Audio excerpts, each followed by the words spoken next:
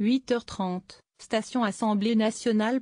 Les murs du quai accueillent le jeune député qui descend du wagon d'une phrase qui lui rappelle qu'il existait un monde avant lui partout où ses membres sont réunis, là est l'Assemblée nationale. Et si le futur de l'Assemblée nationale résidait dans cette phrase vieille de 200 ans, clamée dans la fièvre du jeu de paume à Versailles? Et si le futur de l'Assemblée nationale ne résidait plus à la station Assemblée nationale? Dans un pays centralisé comme le nôtre où le fossé semble irrémédiablement se creuser entre les citoyens et le représentant, à une époque comme la nôtre où le virtuel redéfinit un peu plus chaque jour la notion même d'être ensemble, la question mérite d'être posée. Alors quoi? Faut-il raser le palais Bourbon?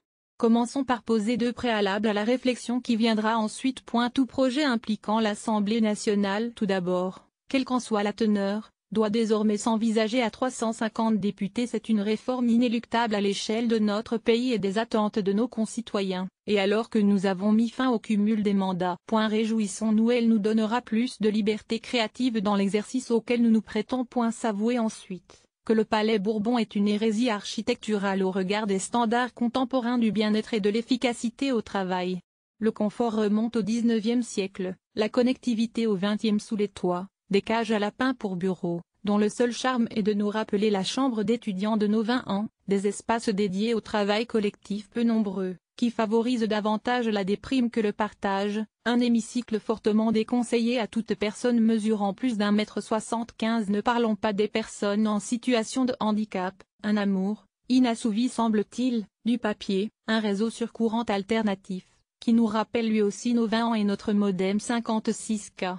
Réjouissons-nous d'être une vieille démocratie, mais admettons avoir perdu au change en termes d'efficacité si on se compare à Berlin ou à Riga. Profitons donc de cette opportunité et libérons-nous de cette contrainte pour imaginer l'Assemblée de demain. D'abord en répondant à l'invitation des pères fondateurs, en allant tenir séance hors les murs, au-delà du périphérique.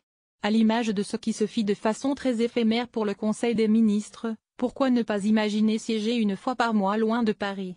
Symbolique diront certains, mais cela permettra de mettre une région à l'honneur tout en rapprochant les citoyens de leurs représentants. On peut effectivement aller plus loin, et en profiter pour rompre plus franchement encore avec notre centralisme institutionnel, en délocalisant définitivement l'Assemblée nationale dans une de nos grandes villes françaises.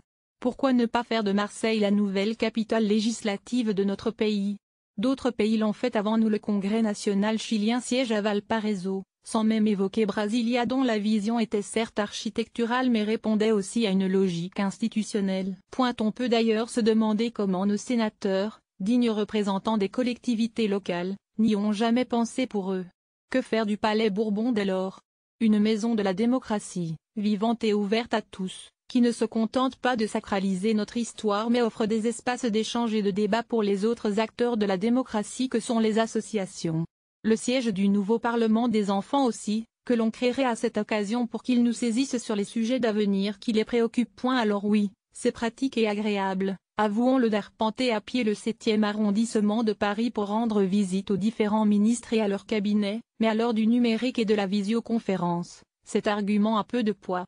Oui, c'est rassurant de voir le monde politique concentré dans quelques kilomètres carrés, mais peut-être est-ce aussi un peu obsolète à l'heure de la mondialisation. Et cela doit nous pousser à aller plus loin. On peut le regretter, mais être ensemble aujourd'hui n'implique plus d'être ensemble en même temps au même endroit, et l'Assemblée de demain n'aura peut-être plus aucune réalité physique.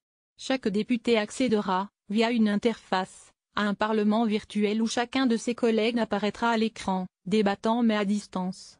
On pourra s'échanger en direct des documents qui se réfèrent à la loi en discussion, communiquer via des chats. Fini le charme suranné du bal des huissiers qui portent des enveloppes entre les travées, alors même que nous communiquons toute la journée via les 4 messageries instantanées installées sur nos mobiles.